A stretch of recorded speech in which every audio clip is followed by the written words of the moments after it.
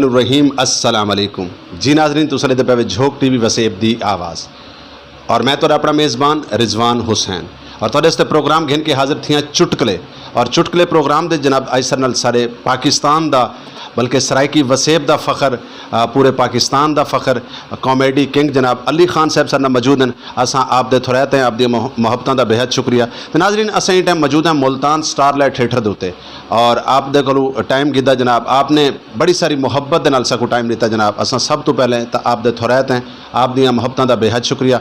इन्हां नाल गलबात भी करेसूँ, इन्हां दी ज़िंदगी दा सफ़र भी जानसूँ और इन्हां दे कोलों ये भी जानसूँ कि सरायकी वसेब और सरायकी वसेब दे लोग कैसे हैं। अस्सलाम वालेकुम जी बिस्मिल्लाह वालेकुम अस्सलाम।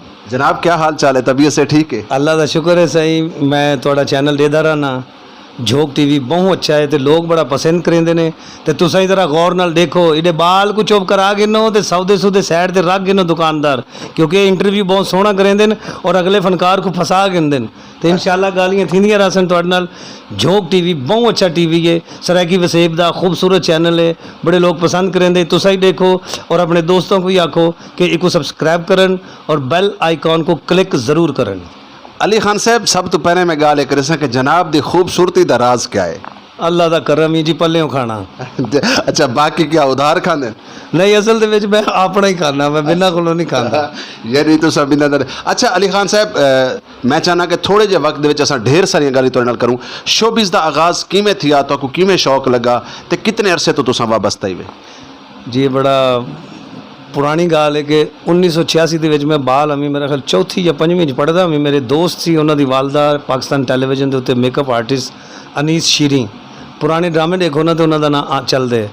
उन्होंने मेरे को एक प्रोग्राम शुरू किया देश देश की कहानियाँ, उठाऊँ मेरा उन्होंने मैं टीवी ते गया तो पहला प्रोग्राम किया ईरान की लोक कहानी सफ़ेद फूल, उठाऊँ मेरा आगाज़ थी गया। वाल मैं 2 साल टीवी ते काम किया, फिर मैं चला गया अलहमरा तो थिएटर शुरू थी गया। मेरा ख्याल है कि 86 ਦੇ ਵਿੱਚ मैं थिएटर शुरू किया तो अज तुसा गिन गिनो कितनी साल थी गए। चलो वो तो बाद गिनसू। वाल तो बड़े कमाल हैं, इवें लगता जिवें कहीं कवाल को उधारे गिद्दे में।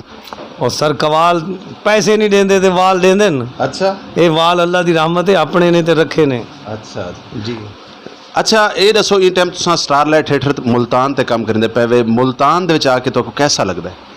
मुल्तान ते औलिया कराम दा शहर है, इतना आके बहुत अच्छा लगा। मैं 1999 आया इतना एक ड्रामा किया तो अल्लाह पाक ने सरायकी वसेब दा मैनू सुपरस्टार बना दिता। ये तुसां जिहड़े आखे ना 90 इंदी समझ सरायकियां को घट लगनी, तुसां सरायकी च दसो। सरायकी दे विच सही 2000 जड़ा सन चढ़िया ना उनके तो 1 साल पहले यानी 1999 दे विच तुसां आए वे। 1999 यानी एक भी मिलाऊं तो 100 बनता है, वल बनता है 2000। हाँ जी 99। हाँ अच्छा ये दसो तुसां केड़े आर्टिस्ट तो अज तक मुतासर थे वे? मेरे उस्ताद आबिद खान साहब में उन्होंने तो बहुत मुतासर हमें। बाकी अल्लाह पाक जन्नतुल फिरदौस आला मकाम अता फरमाए। अमान साहब, मस्ताना साहब, ये बड़े अच्छे फनकार, फिलबदी वाले साकू ये सारे मेरे उस्ताद शुमार है। आबिद खान साहब का मैं शागिर्द हाँ तो सारे दी मैं उस्तादा को इज्जत करे ना और सब को बहुत कुछ सीखा। मोइन अख्तर साहब नाल काम किया, जावेद अतर शाह खान जेदी साहब उन्होंने भी काम किया। यानी कि बड़े बड़े उस्मान पीरजादा साहब की डायरैक्शन तमासील का पहला ड्रामा सी उनके ही काम किया है। शुक्र अलहमदुलिल्लाह कि अल्लाह पाक की रहमत नाल करेंदे खड़े हैं। अली खान साहब फनकार शादियाँ बहुत ज़्यादा करेंदे, इनकी क्या वजह है? बेवकूफ़ी है। और वैसे भी मैं सुनिया कि जी 2 शादियां वाला जो बंदा है ना वो सीधा जनती है। तुसा 2 की थी? मैं कीती तो है कि लेकिन 2 वाला पूछो ना जनती क्यों है, क्यों जनती है? उनका हिसाब ही नहीं थी बना। अच्छा हाँ उत्ते उन्होंने आखना ये 2 शादियां कीतियां ने, दुनिया के 2 तक देख आया है, कोई जन्नत च भेजो। ए जिन्हें नाल तुसां वादा किया शादी का प्रोग्राम दे बैठे, मुकरण की कोई जरूरत कह नहीं, मुकरना बिल्कुल कह नहीं। सच्ची सच्ची गाल दसो भी कितनी शादियां तुसां कीतियां, कितनी कामयाब थी और कितनी नाकाम थी? वैसे अल्लाह की रहमत नाल पठाने खान साहब साडे वसेब दा बहुत वड्डा नाम है। हाँ जी उन्हां दी बेटी नाल मेरी हिक्का शादी है और वो ही फाइनल है। इन कोई शक है नहीं और साढ़े वास्ते तुसां एक तो ये वास्ते भी फखर ही वे कि खान साहब पठाने खान साहब साढ़े सिर दा ताज हैं, साडा फखर हैं, साडा मान हैं। और अली खान साहब आप जड़े हैं उन्होंने जवातरे हैं। अली खान साहब केड़ा ऐसा आर्टिस्ट है जिंदे नाल तुसां अज तक कम नहीं कर सके, तुहाडी ख्वाहिश रह गई? मुनव्वर ज़रीफ साहब। हाय हाय हाय मुनव्वर साहब नाल काम नहीं किया, एक ख्वाहिश ही रह गई है। अगर तुसां फनकार ना हुआ तो क्या हुआ? वाल मेरे वाल साहब तो मेरे को पुलिस च करावना चाहते सन, अच्छा लेकिन मेरे को पुलिस नहीं सी अच्छी लगती। अगर तो एक दीवार वास्ते हुक्मरान बना दिता वने पाकिस्तान दा तो क्या करे सो? यकीन करो मैं जितने करप्ट हैं सबको सजाए मौत। अच्छा मैं आखा कि जी अल्हम्दुलिल्लाह सा मुसलमान हाँ, साड़ी पहचान होनी चाहिए, किसी का हक ना खाइए, अमानत च खयानत ना करिए। ये सारे जड़ियाँ चीज़ां साकू बहुत अच्छियाँ लगदियां ने और करनियाँ चाहिए साकू। स्टारलाइट थिएटर कैसा लगता है? स्टारलाइट थिएटर ते क्या बात है जी, इत्थे ते बड़े अरूज दे डी गुजारे न।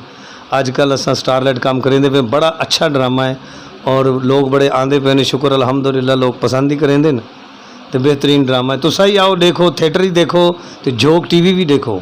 स्टारलाइट ते या जेडे ड्रामा देखने वाले लोग हैं उन्होंने को क्या पैगाम देसो, किवें सदेसो? क्योंकि तुहाडा एक नाम है और तुहाडी अच्छा तुहाडी कॉमेडी जड़ी है वो बाकी लोगों तो हट के, इंदी क्या वजह है?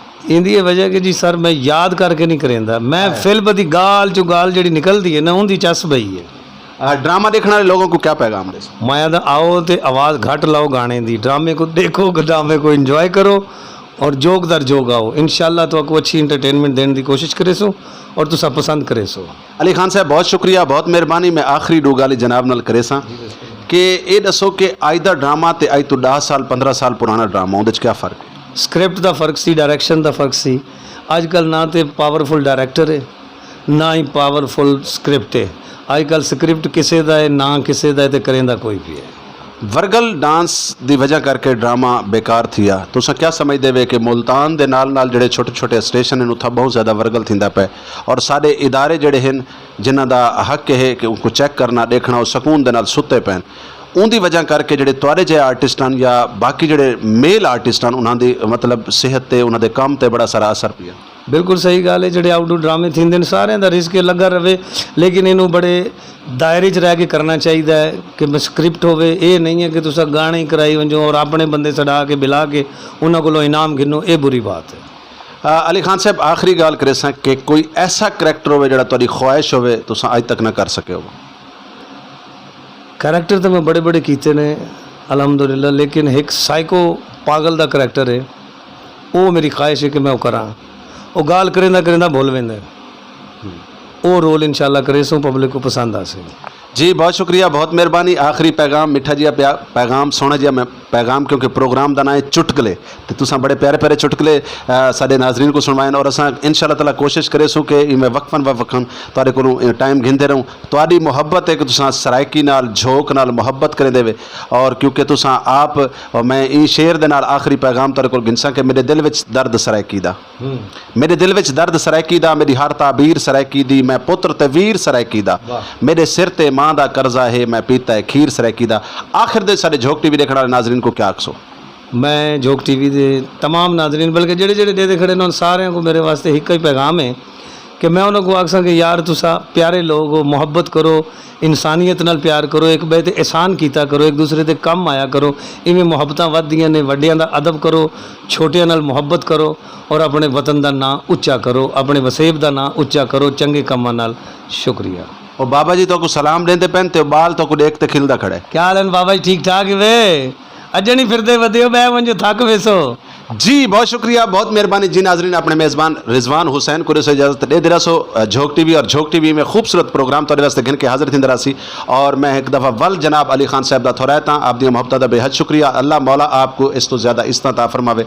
नाजरीन प्रोग्राम कैसा लगे अपने कमेंट से जरूर दसे सो और ये भी जरूर लिख सो कि सारा प्रोग्राम तुसां कित्थों दे पे। अल्लाह हाफिज़, अल्लाह निगहबान, पाकिस्तान जिंदाबाद, सराइकिस्तान पाइंदाबाद।